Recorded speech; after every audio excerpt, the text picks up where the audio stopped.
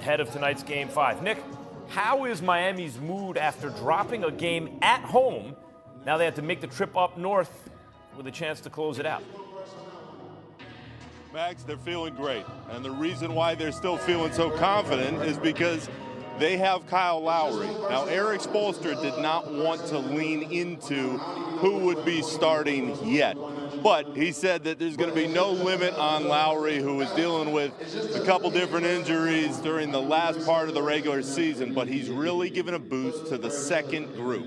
And the Heat believe that he's a Hall of Famer who's been in every big spot that's possible within the game over the last 10 to 12 years in his career. So they think he is perfect for this moment in time. The Heat know that what they're going to get from Jimmy Butler. They know what they're going to get from Bam Adebayo, but they need Lowry to be the stabilizer for a group that was really reliant on Vincent at times offensively earlier in this series. Seems like the Celtics figured out Adebayo a little bit, at least to nullify his offense. It was his first subpar offensive game. We'll see if that continues. I don't know if we know what we're going to get from Bam. We'll see. This just insane? Listen to what Greeny says is going to happen in the Eastern Conference Finals. Teams in NBA history that have faced 3-0 deficits are 0-150, right, McNutt? Mm-hmm. Well, guess what Greeny says? Change the graphic. Woo! This thing is going to be 1-150. I'm on record, and I'm doubling down today. The Celtics are going to make history, and they're going to work their way all the way back into this thing, and they're going to win it. All right. A Celtics comeback to win the series would be unprecedented. Only 14 teams have even forced a Game 6. Just 3 have taken it to a Game 7. The last team to force Game 7 after trailing 0-3 were the 2003 Portland Trail Blazers against the Dallas Mavericks. So let's get Vince Carter back in here. I do think that a comeback here is more probable than other situations where teams have been down 0-3. First of all, they're not down 0-3 anymore. You have to reset it. This is no longer can they come back down 0-3. Now it's can they come back down 3-1, and that has been done before. They're a higher seed for a reason. They were better in the regular season. They have shown the ability to explode when their backs are against the wall. Look at Jason Tatum in Game 6 against the Sixers, and then all of Game 7, 51 points. And they're playing at home right now. Guys, I get it. And then Gabe Vincent, that's a big shot for them. Vince, you heard what Greeny said. Are you buying a comeback here? I'm not buying it. Now, once I will say this, I've been in a situation where I was down 0-3 in 2010 to the Boston Celtics and Big Perk, and we were able to win 2 games, and we were closed out in 6. So I was a part of that history with the 11 games there. It got closed out in 6. But, let's just think about this. The Miami Heat defense does travel. They had 15 turnovers. That's not them. And I just think their defense will be better. I think Jimmy Butler is going to be special. And we've yet to see a Kyle Lowry game. And I'm not talking about 25, 30 points, but where he just puts his imprint on the game on both sides of the ball. He understands how important he is to this team in this game because of what you just said. Gabe Vincent, who has been spectacular, averaging 17.5 points in this series, will be missed. So they're going to have to find a shot of life in scoring from someone. Why not Kyle Lowry? Nick, you heard what Vince Carter had to say. I'll just mention that Jason Tatum, with his back against the wall in these playoffs, has played extraordinarily well. Yeah. And in order for the Heat to win, it seems to me Jimmy Butler must be the best player on the floor. And if Tatum's playing like he looks like he's trending, that's hard to do. Where are you with this, Nick? Max, what has defined this Heat run throughout the postseason? Mental toughness. This group believes that it will find a way no matter who's out there on the floor.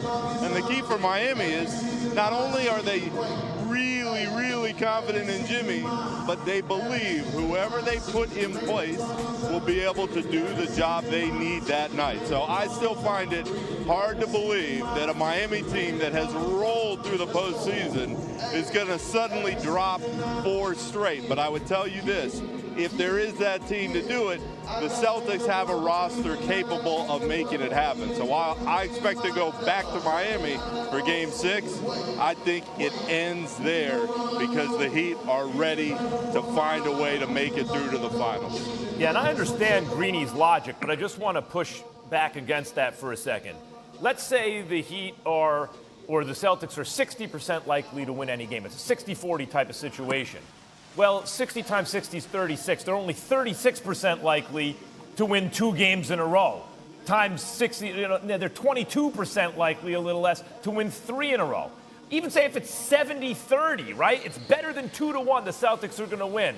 That's still under 50%, 49% to win even 2 games in a row. So even according to Greeny's logic, which I understand and I appreciate, the Celtics are much more live than they ought to be right now. But to actually pull it off, at best, that's a 5-1 shot or something like that, even if you really favor them in each game. Coming up, Lamar Jackson is headed for his best season to Boston tonight for Game 5 with the Heat leading 3-1, of course. Miami's Gabe Vincent, this is big news, has been ruled out with a sprained left ankle. He's been averaging 17.5 points a game in the series. Celtics are 8-point favorites. If the Celtics are to force Game 6 back in Miami, they'll have to defend home first. Boston is just 10-11 at the Garden the last 2 postseasons, compared, for example, to just 12 home playoff losses during Kevin Garnett's entire Celtics tenure. Vince Carter, Brian Windhorst are here to discuss. Guys, I can see why the Celtics would be favored tonight, especially with the Gabe Vincent injury. He's really the second most reliable scorer in my mind. He's at least like maybe an Austin Reeves plus for this team, right? I think Jimmy Butler will do everything he possibly can, but without Gabe Vincent on the road to a team that's starting to feel themselves, I like Boston's chances. Vince, what do you think? What about Bam Adebayo? Yeah, and he's played very well until the last game. What about Duncan Robinson? Yeah, that's what I'm saying. I feel like they still have he can shoot. And then what about adding Kyle Lowry, a champion, a winner, a guy who was your starting point guard at the beginning of the season, who now he has a good game in him. He really hasn't had one of those signature Kyle Lowry games, and it might not blow you away by 25, 30 points, but it's going to be one of those games where he's going to be a pest on the defensive end, taking charges, getting his hands on loose balls, and offensively knocking down shots. And his basketball IQ is just next level. So they're going to challenge the Celtics in their defense, because defensively, the Miami Heat were able to get into the Celtics paint at will, led by Duncan Robinson. Duncan Robinson was one of the guys getting into the paint, lobs, layups, open threes. So if the Boston Celtics don't figure it out defensively, they won't win this game. And the other thing, Boston cannot turn the ball over. They had 10 turnovers in their wins. Jason Tatum had 5 of those. So if it's a close game, crunch time, like we saw in Game 3, that's going to matter. And yet it was in the third quarter that Miami started uncharacteristically, or weirdly kind of turning the ball over, like they wanted a gentleman's sweep instead of a sweep, it almost felt like. Meantime, Wendy, the Celtics did seem to find something defensively against Bam in that win. What do you expect to see tonight? I expect to see the unexpected because this series is absolutely, completely non-logical. You're talking about the point spread. The Heat have won straight up when they've been the underdog 8 times in this postseason. That's already the second most in a playoffs on record. I mean, right there, that just tells you about what that spread means for tonight's game.